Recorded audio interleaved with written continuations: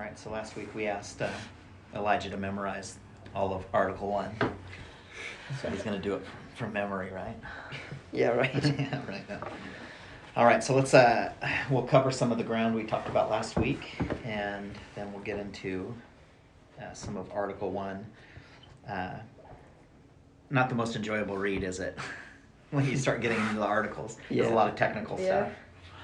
But we'll hopefully be able to kind of scratch the surface of, again, what's really behind it, with the understanding that really the preamble is kind of the foundation in which all of the more technical framing of the House is built. And so, preamble, we, the people of the United States, in order to form a more perfect union, establish justice, ensure domestic tranquility, provide for the common defense, promote the general welfare, and secure the blessings of liberty to ourselves and our posterity, do ordain and establish this Constitution for the United States of America. So we talked a little bit about it, of just trying to take some of the lessons learned and looking at our lives and maybe applying some things. So did anyone want to share any thoughts from this last week?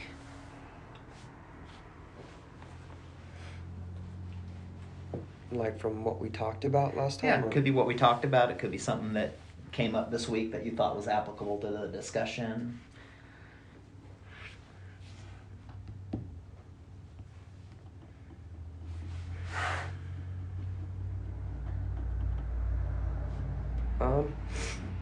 Well,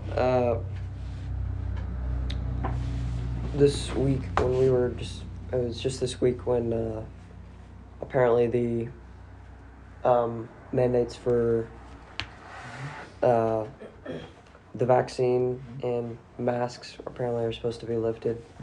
And it kind of made me think about just like how quickly things can change and escalate and come back to where they were or change to something else, and just how quickly things happen in history, and also how things repeat themselves. And to not really, it's almost like you can't take much seriously anymore because of how things change. But that was just a thought I had. Good. Yeah, let's use that current event for a minute. So mask mandates. So let's take the side of who here is pro-mask mandate. You would say, yes, we need to have mandates.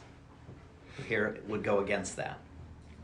All right, so since we're generally speaking, all kind of like no mandates would be our preferred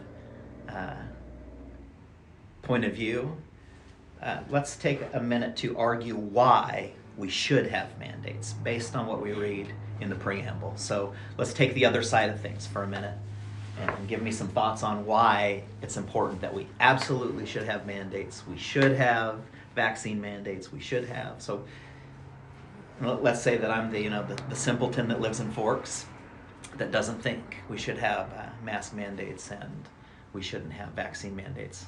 I want each of you to take a chance to try to convince me of why.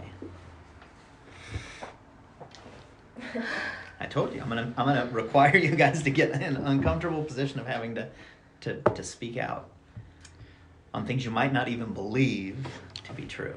But again, because if you don't have a mask, you'll get sick. You don't have a mask, you'll get sick. And what part of the preamble would that fall under? What do you mean? So we established in the preamble, we had a few different things that what we were going to build the Constitution on. So in other words, the how we create laws, what define laws, who's in charge of making laws. So, and as we'll talk about today, the legislative powers. So what would give the legislature powers to have that point of view if they were looking at constitutionally saying mandates are okay? Would that be under the... Yeah, go ahead. Do we just go whenever, like... Yeah, sure, jump in. Again, I want you guys to be generating more of the conversation than I am. Well, I think, if I did think this anyways, that you should wear a mask because a lot of people who have had disabilities or trouble with sicknesses can get it easily, and when you wear a mask, if you have a sickness, it won't spread it to them, and if they have sickness, you can't spread it. And vaccines should help give you a tiny little bite of that will make you get better. And you should get all the 70 vaccines, all the vaccines you can get, and because you can help protect the people who either get sick quickly or can get affected by COVID easily. So you should wear a mask and get your vaccine. You sound like your grandma. All right, any other thoughts? Well, similar opinion. I think wearing a mask should be worn because it's a showing of respect towards others who don't want to get the sickness. So wearing it is respecting others and Yeah. not getting other people sick and getting yourself sick, protecting yourself. So. Good. Yeah. You should wear it because it was mandated. Oh, you should because follow the rules want because to or not. all right. Government told you to, so you should do it. If you were asking like where in the preamble where it asked like where that would make sense, I think it's in the part to ensure tranquility. Mhm. Is that like where it kind of explains Yeah. and stuff? To keep peace, domestic tranquility, right? Mhm. Yeah, so that's good. I think we could also put that under promote the general welfare, right? Yep. The health of the nation is really critical. Certainly ensuring domestic tranquility, and the trick with that is that I have to have a really firm belief that what you're doing by not wearing masks is upsetting things. And so here we have a really good modern kind of debate on both sides of things, because if you look at it, you could justify your opinion on why each of us could take a side. I think generally speaking, there's a great deal of people out there who would share kind of common beliefs here, who genuinely feel like it's for the greater good, and we should do it not to keep people sick. We should do it out of respect. We should do it to keep peace. And here's the challenge, right? That would mean though that the one side only, the side of wearing masks, is correct. And so there has to be an opportunity for debate or discussion to come at really what is the best for us. If we're ensuring domestic tranquility, both sides have to be equally represented here, right? Because as I'm sure you're pretty aware, there are people you've probably observed or seen that are so very firm, and you talked a little bit about that, Elijah, that kind of authoritarian, you should do it because you were told to do it. Well, there's a lot of things that we're told to do from governmental standpoint, some of which were not healthy or right or good or noble or true. You should do it because we want to have peace. Well, I could argue the other side of that, right? Well, if you wanted to have peace, you wouldn't force me to do something that I didn't want to. We want to promote the general welfare. Well, there's some arguments in place about, natural immunities and building those up and how we've done it, right? And so it's not as simple or as cut and dry as we often make things in modern society, and I think you kind of alluded to that. What we've been preconditioned to believe from a governmental standpoint is there's two polar sides to things, and that was never ever the intention of the Constitution. And it really is kind of a really good segue into what we're going to talk about today, because as you read Article 1, which was just a lot of information, right? A lot of technical, and then this will be called that, and this will be called this, and this will be called that. I'm much less interested in diving into a lot of the details of that, although we'll certainly get there. However, what was more critical in Article 1 kind of centers around this is this idea of what we call in American history the Great Compromise. Is anyone aware of what the Great Compromise was? I don't remember. All right. What about We touched on this a little bit when we were talking about the constitutional conventions. The word sounds familiar, I just don't really. So what is compromise? I mean, in any healthy culture, I mean, compromise can be taken as a negative thing, right? That could be a really unhealthy thing, but compromise can be a positive, right? It's how we apply that compromise that kind of defines it. So what does compromise mean? Isn't it like a solution? No. Okay, it's a solution, yeah. or the end result. Mm-hmm.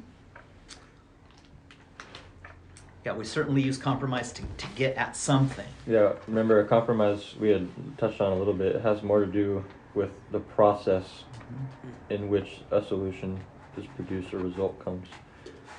So like, to give a bit of a clue, remember there's two parties that could have differing opinions. How does a compromise relate to that? And trying to produce an answer or a solution from you guys remember that? We had covered that a little bit in the we're looking at the second constitutional convention, I think. Yeah. So, what do you remember, or any of you, what do you remember a compromise to be? It's like people, it's a group of people figuring something out. Mm-hmm. It is. So let's maybe make it a little personal for a second. Any disagreements with siblings ever? And you guys were on polar sides of it. And you didn't have your parents there to tell you the way it should be or what's going to happen. So what did you have to do? Try to agree on something? You could try to agree on something, yeah. That's one way to do it, which requires what? If we're going to compromise in the healthy sense, if we're going to compromise. How do you talk your way through? Yep, you have to be willing Understanding to each other. Yeah. to talk and understand, which requires listening. Right? And so, yeah, that's one. What's another form of compromise that would be maybe an unhealthy way to compromise? If you're in an argument, to only take your side and not want to hear what the other person says, and pretty much be prideful and say that your way is right no matter what, and not listen and have self-discipline. Yeah, you compromise the other person. Yeah, by being in a position of authority, perceived authority, like it's going to be my way. So yeah, we're compromising the relationship there. We're compromising that person's own feelings about themselves, right? Because and again, I don't know, maybe you guys have never been on the opposite side of somebody who just tells you what it's going to be, and you have to kind of receive that. So yeah, there's actually one more form of compromise we could talk about. So there's agreement or seeking agreement, which requires listening and speaking and thoughtfulness. There's compromise in the sense that I'm going to take control of this and tell you and compromise you. What's the third primary way? I'll give you a hint. It's the opposite of being the authoritarian. It's like giving away for someone else to take control, or Yeah, you give complete way, and you don't argue, you don't fight it, you don't say what you think, you don't say what you feel, you just go along with it. And again, that compromise can be really unhealthy compromise because it may not represent what you think and feel and believe to be true. And so compromise is extremely important when we come to the framing of the Constitution and understanding the values that we were intended to live upon. Because again, I think culturally speaking, we don't really live in an era which is defined by healthy compromise. We have a lot of people that are shouting across the aisle at other people. We have a lot of people that are just unwilling to engage. And it's no mystery, is it? I mean, some of you right now are like, should I say something? Should I not say something? That comes from some conditioning. And it could be personal conditioning of like, I just don't want to talk about this stuff. It's uncomfortable. It could be, I don't feel like I know enough. It could be, well, you have some really strong opinions, but you've been told you can't have strong opinions. And so the purpose again of this course, hopefully, is so that we can engage in some healthier dialogue. And hopefully it goes beyond just constitutional studies. It goes into, again, what we're talking about, which is building culture. And the Constitution was designed for that purpose. You read Article 1, and it seems to have nothing to do with culture. It seems to have everything to do with structure. But as we've talked about a lot, like they're called the framers of the Constitution for a reason. Why are they called the framers of the Constitution and not the authors of the Constitution or the writers?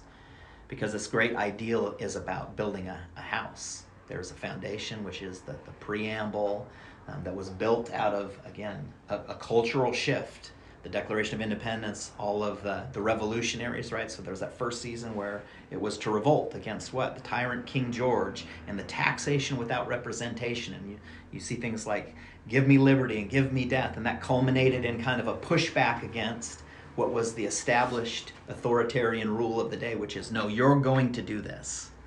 You're going to pay us taxes, and you're not going to have a voice in it, right? And so we tossed a bunch of tea in the harbor, and we began to fight for our own independence. And really that fight was initially not a fight to separate. It was a fight to have agreement or compromise. Britain was unwilling to compromise. So You remember? like a rebellion against Britain, a breaking away from. That's what it turned into. But again, it was never intended to be initially, right? Remember all the letters that were written to the king to say, hey, please, would you consider this? Would you think about that? Like the founders really strived to try to come to some mutually benefited agreements. Well, that didn't work, and so there was revolution. But now we have the framing. Getting back to that point, the framing of the Constitution. So why are they called the framers? They're like making up the Constitution.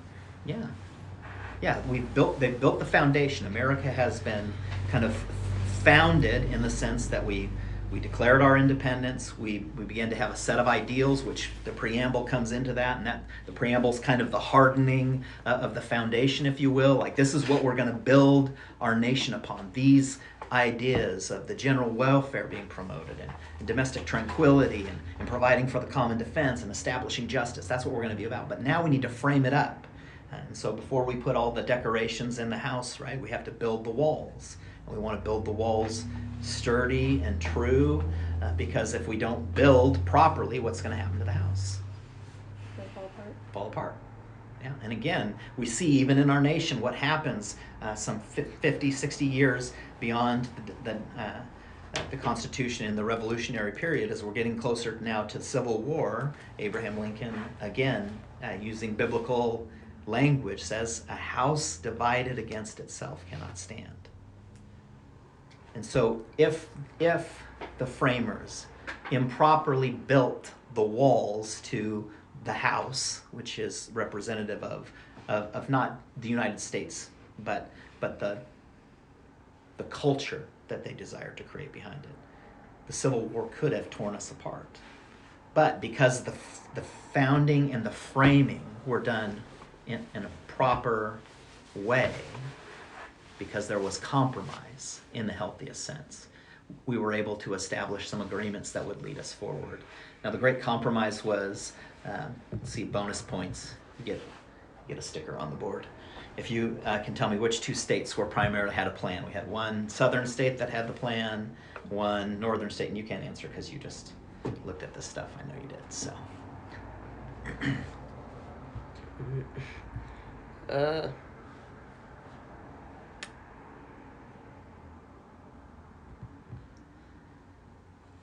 All right, let's and I'm trying to give you some hints. And again, your life's not going to change if you get this right or if you don't remember it. But it's important because the states represent at that time many different cultures. And so we've got to think of it. Let's think of it in terms of that, right? Was the southern state Virginia? Virginia. And why was that? And hold on real quick before we guess the second one. And why was Virginia so significant?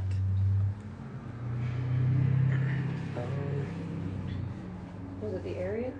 The area was significant. Is that where the Declaration was signed? Nope. Who came from Virginia? George Washington, right? George Washington. So first president of the United States. Pretty heavy hitter, right? Like the commander of the Continental Army. I mean, this guy is like really highly regarded and should be. Who else, though? Thomas Jefferson.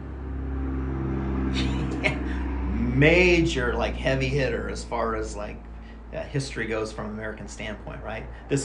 He is the primary author of the Declaration of Independence. I mean, this guy was hand selected by John Adams, who was the second president. to write because he was so persuasive in how he wrote. And again, this is why when we talk about culture and when we're going to discuss here, and again, I really want you to try to gear your hearts up for debate and discussion, why it's so important, because our nation was founded in the ideal of persuasion, not telling people what they should do, but trying to convince them that in order to form a more perfect union, we need to establish justice, and this is what justice should look like. So the second, and there's one other primary reason why Virginia is so important, but we'll get to that in a minute. Second state. Delaware? No, close. Okay, go ahead. I don't remember that. Ah, see how it is. New Jersey.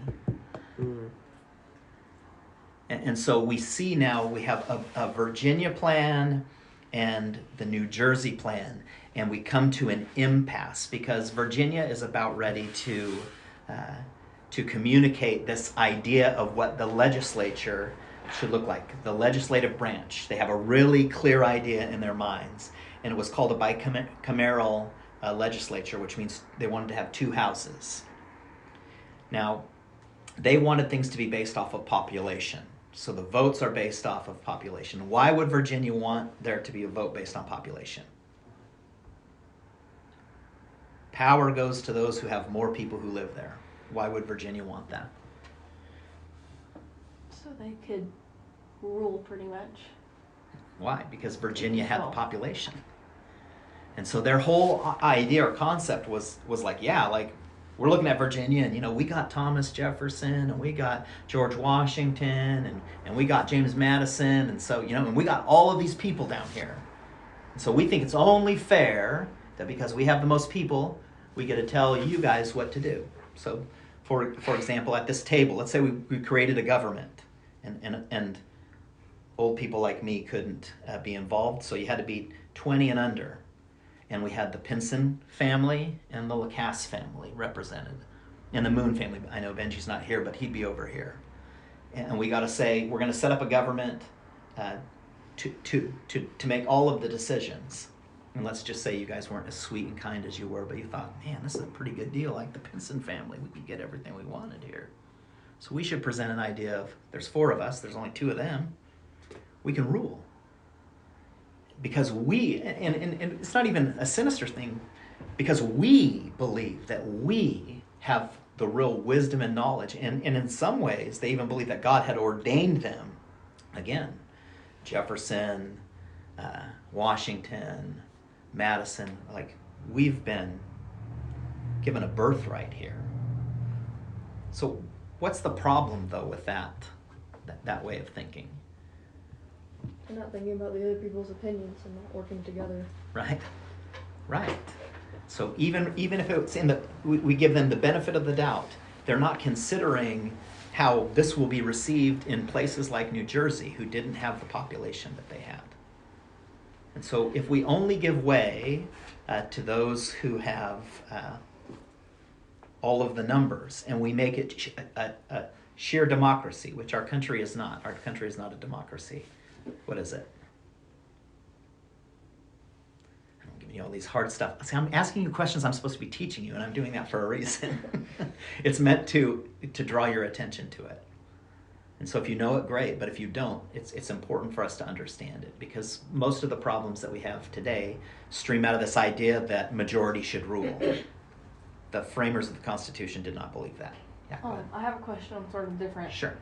but how we were talking about how Virginia had more people. Mm-hmm. Is that kind of like now how we have Democratic and Republican states is because, like, let's use Washington for example, because there's a lot of Democrats in Seattle, Mm-hmm. which is a big part of Washington, and like Sacramento in California, and Atlanta in Georgia, and all these different places. So it's pretty much just focusing on the bigger states, not the whole entire state by itself. Yeah, and we're actually going to get to that. And this some of this stuff will cover that. Yeah, it's important for us to understand. Right? In our modern culture, we have city centers who become kind of isolated and believe what they believe. Like Seattle, the way people live in Seattle is vastly different.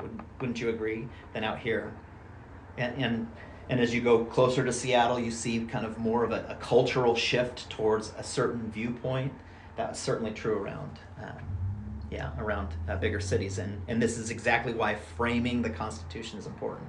So getting back to this idea that we're not a democracy. A democracy means whoever has the most votes wins. We're called a constitutional republic. And the differences there is what the founders and the framers saw is an imperfect system in mob rule. Why?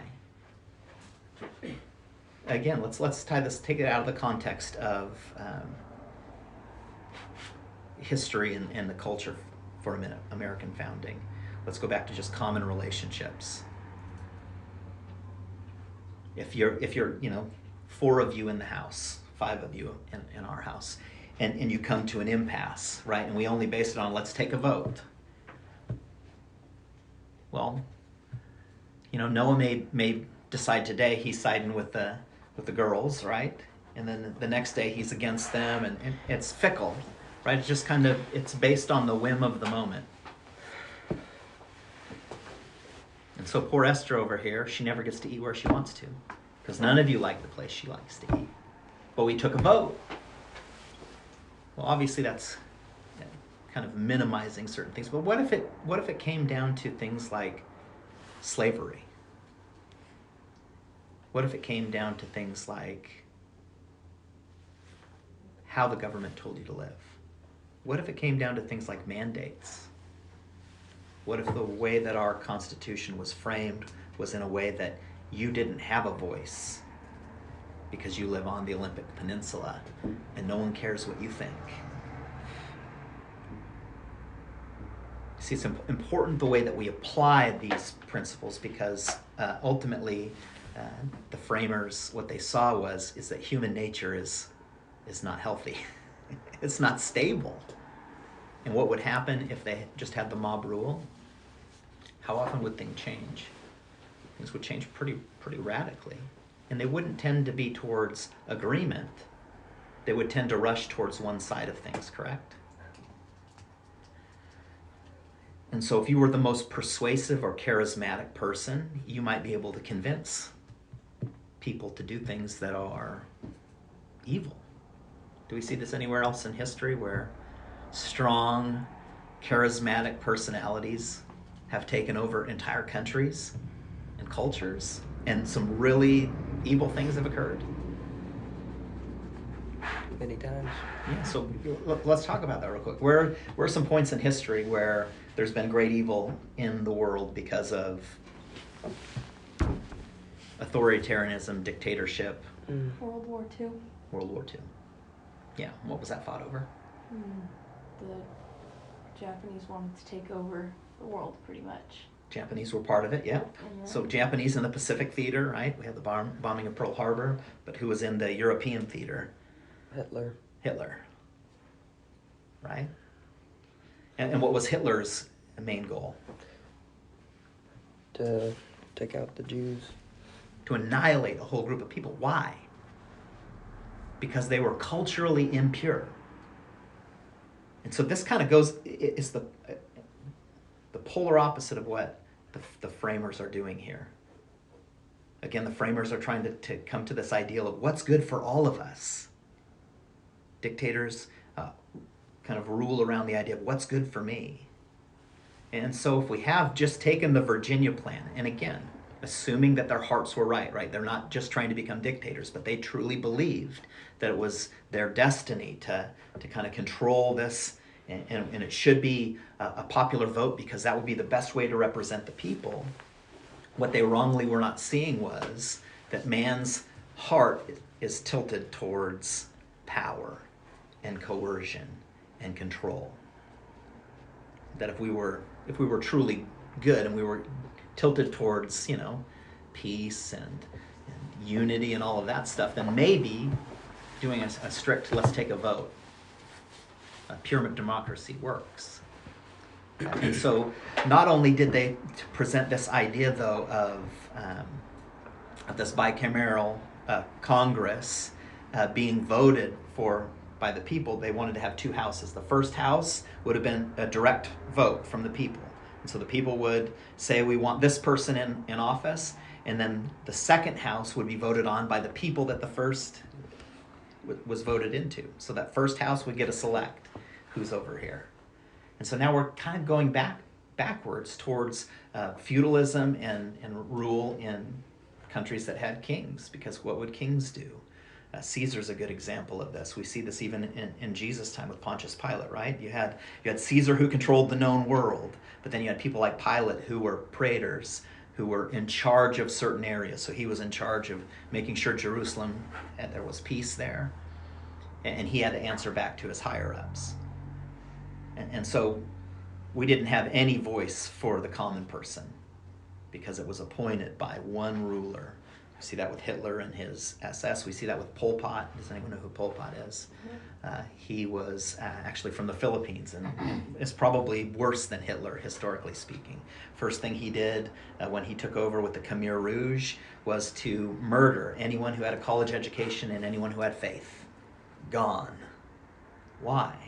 Because to undermine that culture, he wanted to take people who were thoughtful, prayerful, mindful, and it tears apart a culture. We see that with Stalin, who murdered thousands of people. And so again, we see throughout history really clear indicators, right, of great evil. And yet we're left, as we're studying the Constitution in America, of going, man, America has a lot of flaws and difficulties. But what sets America apart in many ways is the way that we're framed. And so we see that Virginia is putting forward this idea of like, this could be really great. Come on, guys, who's with me? And New Jersey is like, just a minute. The problem is you have all of the power because you have all of the people. We think there should only be one house, a unicameral Congress. And we don't think that it should be based on population. We kind of feel like it should be based on just everyone has equal representation. Because the best way for us to blend our individual 13 cultures will be to have one person coming from each, kind of like we're doing here at this convention. We're all having agreement, and we all have discussion and debate. So what is the benefit of that style? Everyone's opinions are put in. Yeah, everyone gets an opinion. What's the difficulty of that style? Not everyone agrees. Everyone has their own opinion, right? And so if we have 13 individual states that have 13 radically different ideas about whatever something should do, are we going to make much progress? Is the reason, the reasons that we went to war is because we had two different opinions and two different, disagreements pretty much? That we disagreed with something, so I went to war because of that disagreement. Which war? Well, just in general? Well, and most of the time in general, like the Civil War, it was all about a disagreement with the North and the South, so they had war instead of having. Right, and so so war is kind of the negative, is another negative outcome of compromise, right? So you have two polarizing sides, both who are unwilling to concede anything or to compromise in areas or to find common ground, right? If we fail to find common ground, things tend to escalate. And again, they tend to escalate because we have people who are in power and love to have control and want things to be their way. And again, that can come out of a purely evil heart, which we see in history, or it can come out of a genuine belief. I genuinely believe that you should be wearing your mask and you should get your shots because you should respect people and you should care about, getting sick. And you may not get sick, right? Because you're just young kids, but man, my grandma's gonna die because, and they say those things and they sound really harsh, but they might be coming from a good place. But again, the problem lies in the best route is usually the route that takes consideration. Right? If you want to build a house, don't you consider the cost to build it? So why is compromise of great value to them? Because at the end of the day, if things are going to hold together, there has to be agreement. because you cannot form a more perfect union based solely on the individual whims of a state or a person. Because states back then weren't represented by the people, really. You learned this with the Continental Congress, right? It was the wealthy. Washington and Jefferson, as noble as they were in that position because they had money. If they would have been poor, you would have never heard of George Washington. And yet they had the foresight to think, how do we put the framing up to the House so that we, the people, will be benefited? And so we begin to have this debate back and forth between New Jersey, saying let's all be equal here, and Virginia, who says let's go with 2 houses. They're appointed by popular vote, sheer democracy. And what did we get? Article 1 of the Constitution kind of shows us what did we get. Two houses. We got 2 houses, which was whose idea? Virginia. Virginia's. But were those 2 houses exactly the way that Virginia would like them to be? No. There was a difference between the 2 houses. What are the 2 houses that we have, the 2 areas in the legislative branch called? The judicial and No. We're talking about So- Congress. So we're talking just about the Oh. legislative branch, yeah. We'll get into judicial in the coming weeks. Sorry, what was the question? So what are the two different kind of groups, the different houses, as they would call them, the Bicameral Congress? There's The 2. Senate and the Senate. representatives. Yes, Senate and the House of Representatives, right? So the House of Representatives is geared towards whose plan? How do we get representatives? Is it based on equal application from all states, or is it based on population? It's population, right? Population, correct. And so we see, again, part of that Virginia plan in place. There's this whole group, this group of representatives that will be based on the population. So Virginia would have more delegates in the House of Representatives because it had more population. New Jersey would have a smaller amount. And that's really important because it compromised. It found some middle ground. And so Virginia's pretty excited about that because they got a lot of people. And that means they're going to have, at least in one of those houses, a pretty consistent voice there. And so the second was called the Senate. And what is the Senate represented by? Equal amounts of people. And why was that a benefit to New Jersey? Because now New Jersey had a place where they could convince equally with their voice, even though they were a small state, these really populous areas. Why is that important? Kayla kind of already stole my thunder. Because major population areas, if they didn't set it up that way, would control everything that you said and did. So it'd be great if you believed what generally cities believe. And how would that affect us today? If we did not have the structure that we had when it came to voting for the president would be only concerned with their own state.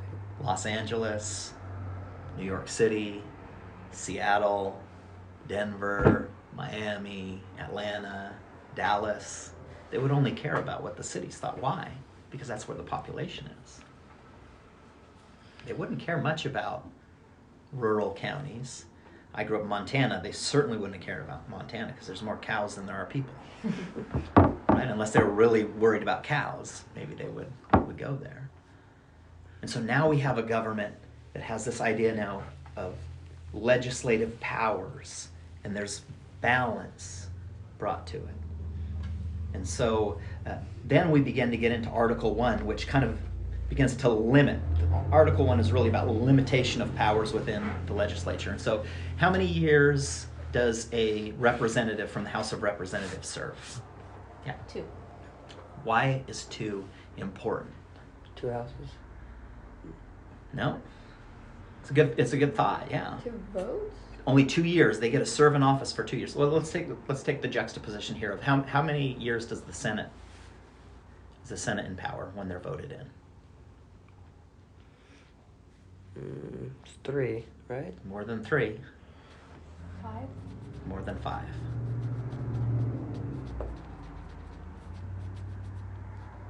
It's 6. So let's take a step back. And again, I'm trying not to go into information mode, but want to discuss why do you think the difference between 2 from the place where people are represented by population and why 6 where they're equally represented? Because culturally there's some significance here.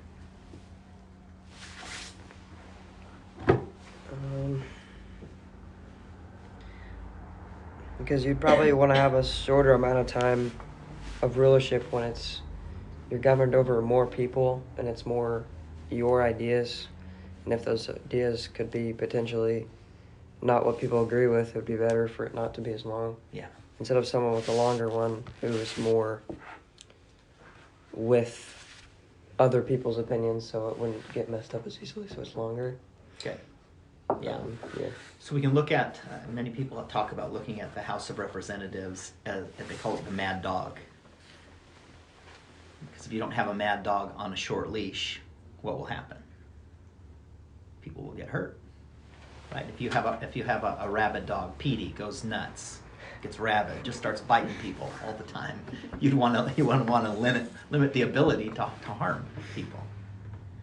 And so what they foresaw, again, was this idea that sheer majority would always tend to go towards authoritarianism, as you said, Elijah. We want to limit their ability to take over. If they were in for 6 years, that meant 6 years of rule under that larger group of people. And so what that would look like would be, can you imagine you voted somebody in place that you thought was going to do everything you wanted? And then they got with all of their buddies from that other state that went against it. You had 6 years of dealing with that. That's a long time. Where were you guys 6 years ago? Think about how old you were 6 years ago. We just moved here, I think. yeah, just moved here. You were how old 6 years ago? 8. 8 years old. It's almost half your life ago. Yeah. You guys weren't even adults then. 6 years is a long time. And so the thought is keeping this mad dog on a leash is that 2 years would do what? Why is 2 years, every 2 years a vote for these people really healthy in that regard? What should it do? If I know I only got 2 years to do a good job for you, and then 2 years from now you're going to vote whether I could continue on or you were going to kick me out. What did that do? Then the people will have a say-so if they think this one person is doing a good job. Yeah. And if they aren't.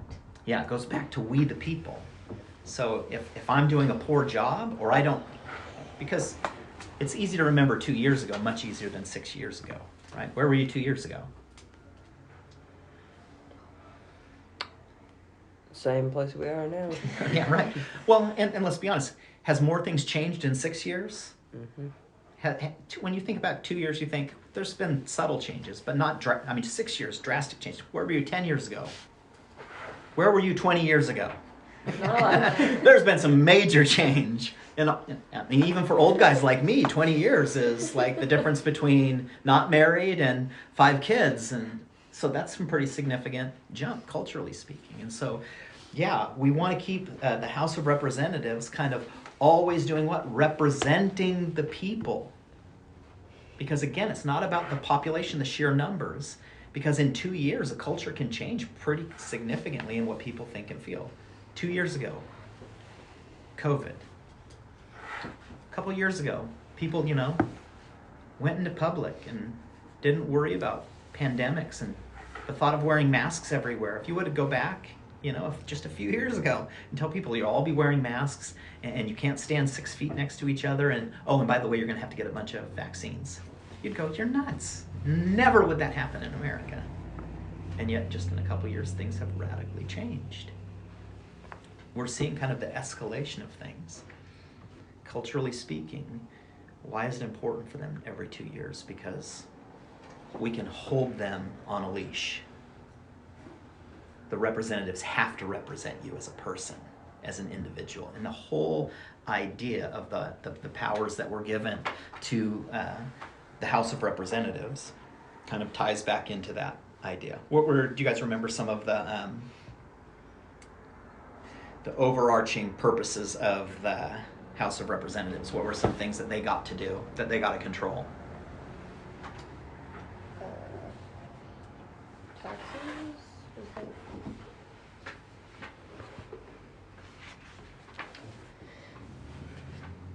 Other thoughts?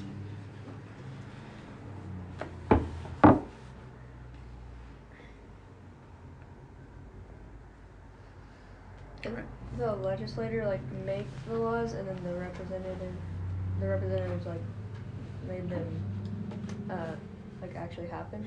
Yeah, so this is a big part where a lot of the laws began to be formulated, was more so out of the House of Representatives than they were the Senate. Now they can go both ways, but generally speaking, we saw a lot of kind of the policy making coming out of the House of Representatives. Why? Because there was a lot more kind of discussion, debate. There was a lot of them going on, but it had the checks and balance of the Senate. So whatever we pass in the House of Representatives has to go through the Senate.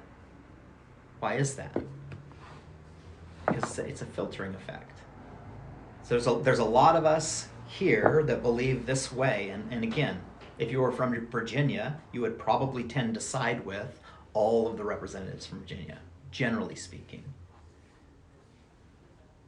And that would filter it down. But now when you go to the Senate, well, it's going to be a little bit harder to get through, right? They're going to catch some more of that stuff.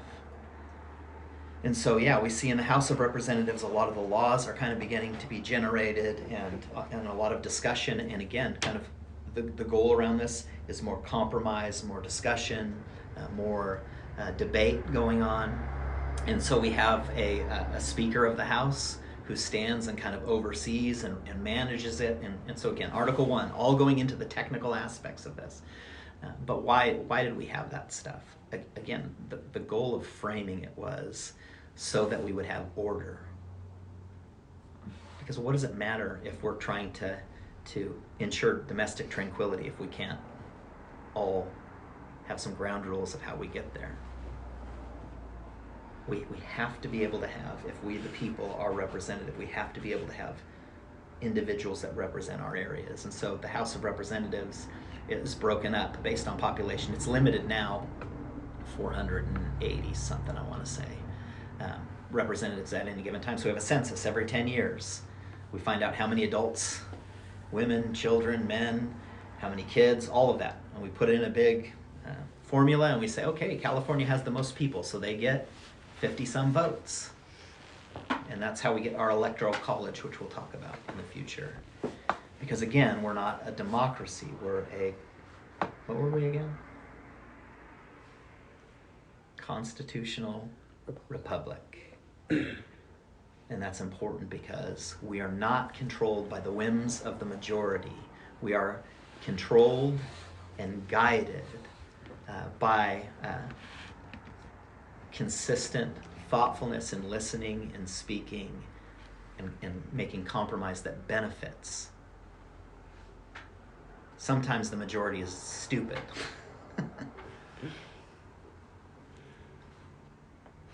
Right? Yeah? You guys, anyone done anything stupid here before? Mm-hmm. All right. When you were a little kid, your parents limited you from having sugar or whatever nonsense you wanted to have. It's probably a good thing they didn't give it you what you want.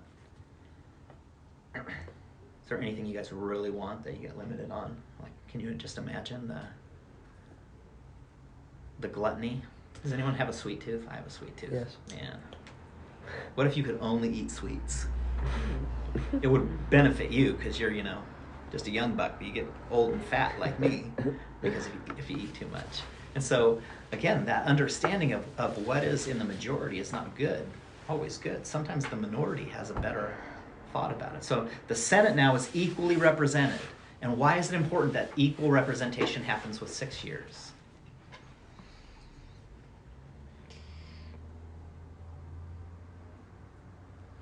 if the idea was to have a short leash for that bad dog, what could we define as being, well, let me ask you this question.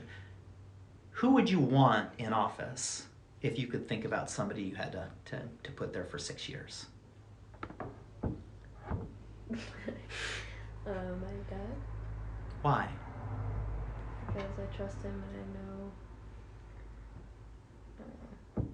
that he may have good counsel for people. I don't know. He has wisdom. You trust him. He's thoughtful. He will rule or legislate or vote not from just a singular opinion. And so the Senate is likened like the wise old man. So we'll just call your dad the wise old man. And so the Senate is meant to be there for a longer time because the Senate is providing stability. And it can provide stability because it is always equally represented between the states. And it is wise in that it will have years to establish itself of knowing kind of the ways around all of the technical stuff of what gets done.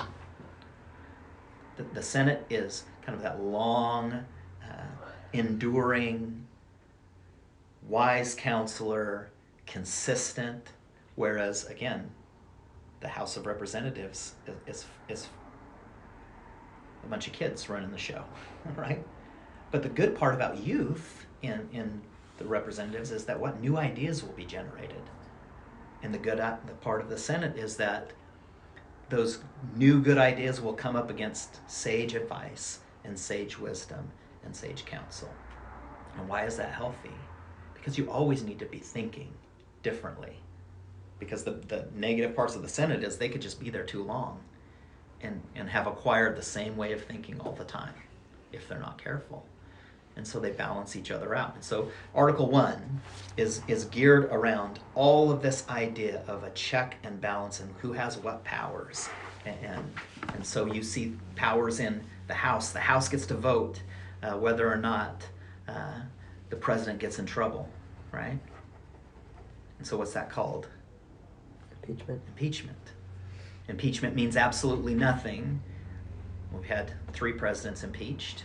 It means absolutely nothing unless the Senate votes to actually take on articles of impeachment. So the Senate will decide whether or not they will truly be impeached. And again, why is this important? Because down here on this, the mad dog, we're more prone to the whims of popular opinion. We don't want to be impeaching presidents over every little thing. And so the Senate draws balance. Now, in closing here, because we're about a minute away, we are currently in a situation in our country where we have, generally speaking, 50 votes in the Senate on one side and 50 votes in the Senate on the other side. And that creates a problem because we got to go one way or another. And so who is representative then in the Senate as the head of the Senate that determines the tiebreaker? Because you can't have ties. Right? There's no ties. Where do you want to go? Well, 2 people say here and 2 people say there.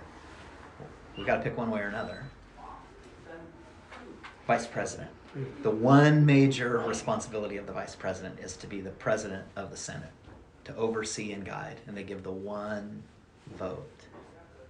And again, the thought would be that the Vice President is doing what? And we're deferring to who the nation voted for as the President. So the Vice President is really a representative of then the presidential or the executive wing, and will bring ultimately the deciding vote cast towards what all of America would have wanted. Why? Because America voted for the President.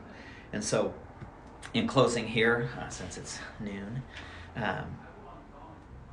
the checks and balances that we see in Article 1 are really critical to us, not because we need to know who gets to vote for this and who gets to vote for that, but because we should be able to trust that there is an ability to change things quickly. We do that through the House of Representatives. There's an ability to, as culture shifts, to have new thoughts and new emotions brought forth, but there's also kind of this design within our Constitution of the slow process of wisdom. because we need people who are wise in our lives, who will guide us and lead us. We need people in our lives who will have strength and power and a voice and will excite us towards things. But we need a balance of that. It needs to be tempered. And the way that it was framed was in Article 1, what it points out to us is that the idea of changing laws or changing government or changing culture is not one that should be thought about on a whim. That real culture takes, again, what does it say? To be ordained and established. Who were the framers ordained by? God. They believed that there was a high calling from God to break away, to have independent freedom, religious freedom, political freedom, and that it would be a government of the people, by the people, and for the people. And so why is this important to us real quickly, culturally, for you guys? Why is it important? Because you guys have a voice. And again, we talked about this last week. This may have little to do with constitutional history. But it's your generation that will determine the course of the way anything moves. And what you should be looking towards is the wisdom of those who have gone before you. So we have that one House representative. What you should also be looking towards is the energy and the excitement of things as they change, and thoughtfulness of things changing. And so two things are happening. Where have you ever heard the saying, hurry up and wait? Yeah. Well, the waiting is the Senate, and the hurry up is the House of Representatives. And why that's important is there's an idea of it's urgent, but I also want to apply wisdom here. Things need to change, but they need to change thoughtfully. Think about this in your lives whenever you're dealing with whatever it is, whatever struggle, challenge, how you come to decisions. Again, it really comes back to a compromise, a thoughtful compromise. It's a weighing out of what are the benefits and what are the detriments. What is the good that can come out of that? What is the negative that will come out of that? How does that affect you culturally speaking? Does it benefit you in your age in life? And we have some young adults represented who, are legally speaking over a certain age, and we have some that are still, kind of required to listen to your parents. Does it benefit you to do everything you want? In the moment you want? In the time that you want? Are you the best judge of your life? What about us old people? Am I the best judge of my life? No. I have insight where other people don't have insight. You have insight, but you properly applied. Do you not getting the wisdom of those around you? And you apply yourself to discipline. And lastly, and we'll leave it here, that's kind of the idea now, again, behind the framing of the Constitution.